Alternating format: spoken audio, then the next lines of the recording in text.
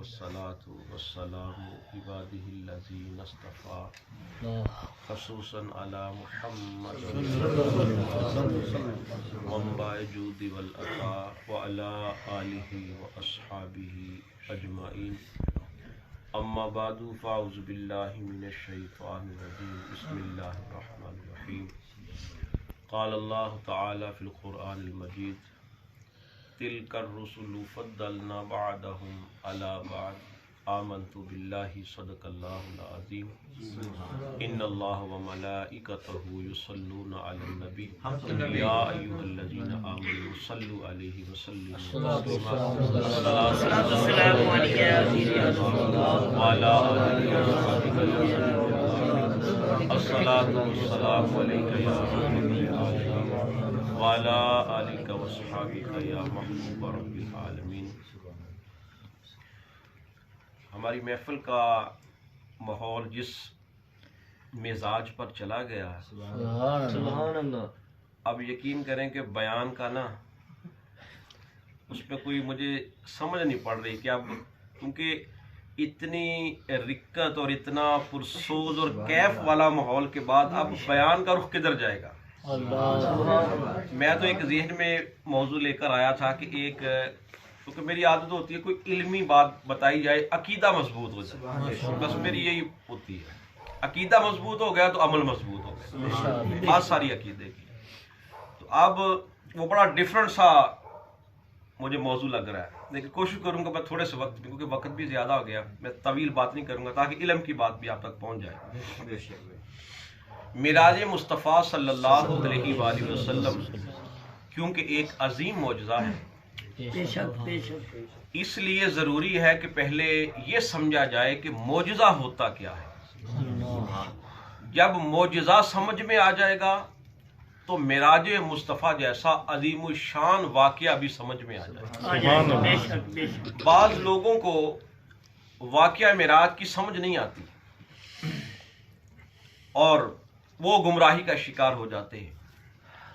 اس کی وجہ یہ ہے کہ زندگی میں یاد رکھیے بڑا فاسٹ دور ہے، سوشل میڈیا ہے، طرح طرح کے نام نہاد مذہبی اسکالر سوشل میڈیا پہ آتے ہیں، کوئی سائیکلوں کا کام کرتا ہے تو بعد میں مذہبی اسکالر بن جاتا ہے، کوئی انجینئرنگ کرتا ہے تو اس کی بجائے کہ وہ کوئی مکان بنائے وہ مذہبی فتوے دینے شروع کر دیتا ہے۔ تو سوشل میڈیا پہ دہاڑی دار مذہبی اسکالر بھی نظر آتے ہیں اور نام نہاد مذہبی اسکالر بھی نظر آتے ہیں جنہوں نے بہت زیادہ امت کا بیڑا غرق کر دیا ہے۔ یہ نقطہ یاد رکھیے، انشاءاللہ کسی بد عقیدہ کی بد عقیدگی آپ کو نقصان نہیں پہنچائے گی کہ جب بات آئے کسی نبی کی، توجہ رکھیے گا، آپ باتیں کریں گے تو میری توجہ بڑھ جائے گی۔ جب بات آئے نبی کی یا بات آئے ولی کی، اور بتانے والا چاہے امام کعبہ کیوں نہ ہو، بات ہو نبی کی بات ہو ولی کی، بتانے والا جتنا مرضی معزز ہو، داڑھی بڑی ہو، انگلش بولتا ہو، بڑی ماتھے پر محراب ہو نمازوں کے، آپ نے یہ دیکھنا ہے کہ اس کی گفتگو سے اگر آپ کو ان دونوں شخصیات سے محبت پیدا ہو جائے تو یہ بندہ سچا ہے۔ یہ معیار آپ نے رکھنا ہے۔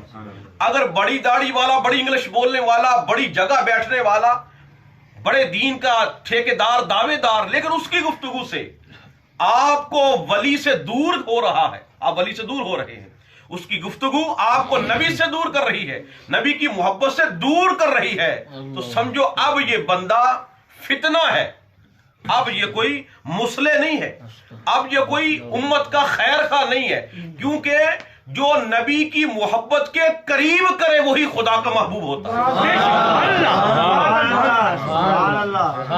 تو نبی کی نبوت اور ولی کی ولایت یہ اللہ تعالیٰ کی بارگاہ کے بہت بڑے انعام ہیں، اللہ کی بارگاہ کے بہت بڑے انعام ہیں۔ دیکھیے ہماری جو سرکار ہے، یہ دنیا کی سرکار، یہ اپنے کسی سرکاری بندے کو جب کسی منصب پہ رکھتی ہے تو اس کی عزت کے لیے کیا کرتی ہے؟ اس کو اختیارات دیتی ہے۔ مثال کے طور پہ اب کمشنر ہو، کمشنر لیکن گورنمنٹ اگر یہ کہے کہ یہ کمشنر ہے، عہدہ ہے، لیکن یہ کر کچھ نہیں سکتا، تو بتائیے کون اس کی مانے گا؟ کوئی نہیں مانے گا۔ اختیار اس لیے دیا جاتا ہے کہ لوگ اس کی بات کو مانیں، اس کی بات کو مانیں۔ تو جب یہ دنیا کی سرکار اپنے بندے کو محروم نہیں رکھتی تو بڑی سرکار اپنے ولی نبی کو محروم کیسے رکھ سکتی؟ تو نبوت اور ولایت جو اللہ تعالیٰ اپنے پیارے بندوں کو عطا فرماتا ہے، اس کے ساتھ اللہ ان کو اختیارات بھی عطا فرماتا ہے۔ پھر وہ کیونکہ خدا کے عطا کردہ ہیں، کسی انسان کے عطا کردہ نہیں۔ اب دیکھیے کتنی عجیب سوچ ہوگی انسان کی کہ جو چیزیں خدا نے عطا کی ہیں بندہ ان پہ جھگڑا کرتا ہے۔ بھئی یہ کرامت جو ہے یہ اللہ دے رہا ہے، کون دیتا ہے؟ اللہ۔ نبوت والے کو معجزہ کون دیتا ہے؟ اللہ دیتا ہے۔ اب تم کرامت اور معجزے کو اپنے عقل پہ پرکھو گے تو بیوقوف ہو جاؤ گے، پاگل ہو جاؤ، گمراہ ہو جاؤ گے۔ یہ نہ پرکھو عقل پہ، اس لیے کہ یہ انعام دنیا دار نے نہیں دیے، رب غفار نے خود عطا فرمائے۔ سبحان اللہ۔ تو اس کی حکمتوں کو کوئی نہیں سمجھ سکتا، تو اس کے عہدوں کو کون جان سکتا ہے؟ اور پھر جس کے عہدوں کو نہ جانا جائے اس کی اختیارات کو کون سمجھ سکتا ہے؟ تو جب بندہ نبی اور ولی کی طاقت کو، شان کو، عظمت کو، کبریائی کو، ان کی رفت کو، ان کے کمال کو اپنے عقل پر یا علم پر پرکھتا ہے تو بندہ گمراہی کا شکار ہو جاتا ہے۔ لیکن جو بن دیکھے یہ مانتا ہے کہ یہ اللہ والا ہے، یہ ولی ہے، یہ نبی ہے، تصدیق نہیں کرتا، تحقیق نہیں کرتا، بس یہ پتہ لگ گیا کہ یہ ولی ہے، یہ نبی ہے، اور کنفرم ہو گیا یہ نبی ہے اور ولی ہے، اب اس کے بعد پھر بندہ آنکھیں بند کر کے تسلیم کر لیتا ہے کہ یار تو دنیا دار کا مان نہیں ہوتا، یہ تو رب کا یار بن کے آیا ہے۔